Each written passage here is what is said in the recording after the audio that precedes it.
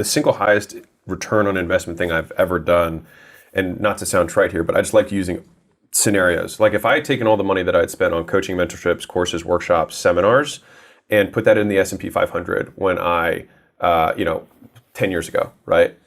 The amount that I would have right now is inconsequential compared to what I currently have. And it's because I invested in something different. So rather than investing in the S&P 500, I invested in the SME 500. So I took all of the excess cash that I had every single month, and rather than saying like, oh, I'm at a dollar cost average, I'm long term, I wait 40 years, whatever.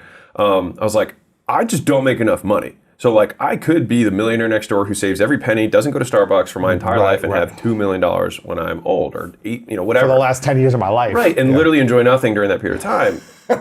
That doesn't sound like this. It's not a trade I wanted to make. And so I had a belief that I know I will work hard, and if I'm given the right tools, I will be able to implement them. And so I took all my extra money, and this is kind of, a lot of people might not necessarily agree with me on this, but it worked for me. So I put all of every dollar I had, even went into debt, to get access to communities and mentors and coaching programs and masterminds. Yes. And those were the biggest gifts of all. And it wasn't even just the biggest gifts I got from those wasn't even the education, but it was the perspectives on reality. It was people disproving things that I thought to be true.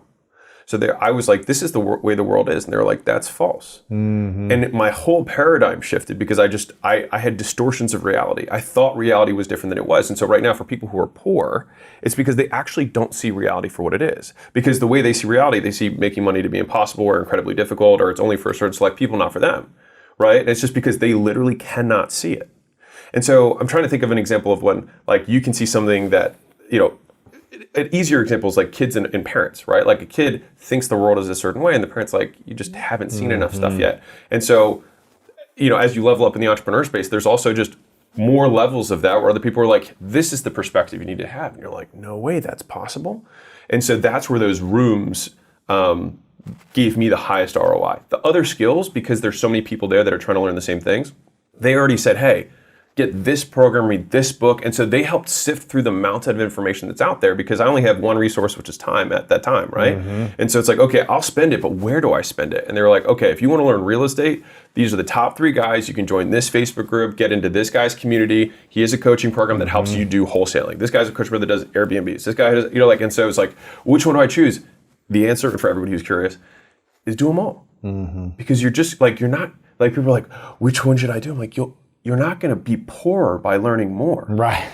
Right? And then it's not like you have a finite capacity to learn. The more you learn, the better you get at learning. Right? And then the more lines and synergies you find between different skill sets and opportunities, the more dangerous you become. 100%. If you just learn cold calling, but you didn't also learn, copywriting and email marketing or speaking on stage, it's the combination of multiple skills that make your earning power so much greater. I'm literally getting goosebumps. Dude, I love it.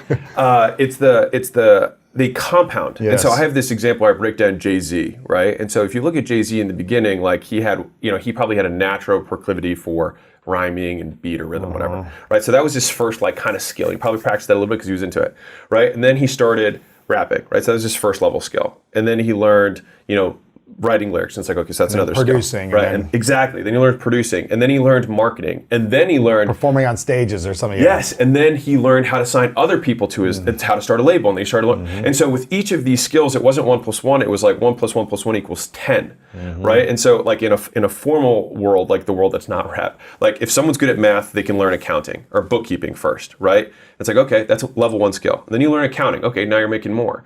And then you learn how insurance works, and you're like, oh, okay, now you can start to see this person evolve. And then you learn how tax and tax efficiencies work, and you're like, oh. And then you learn how to package and sell businesses and negotiate those deals with private equity and things like that. All of a sudden, that's a CFO. That's somebody who's making multiple $1 million a year, but it's the same basic few skills that stack on top of each other and get disproportionate returns on all the prior skills with each new additional skill. And so the idea is not, like people ask the wrong question when they're like, which course should I buy? Which program should I do? It's do them all. Yes. Do them all. Yes to all, yeah. Yeah, you want, like, because each one of them you will learn things. And there's going to be either different ways that someone's teaching, they'll have different communities, they'll have different beliefs, you'll learn from all of them.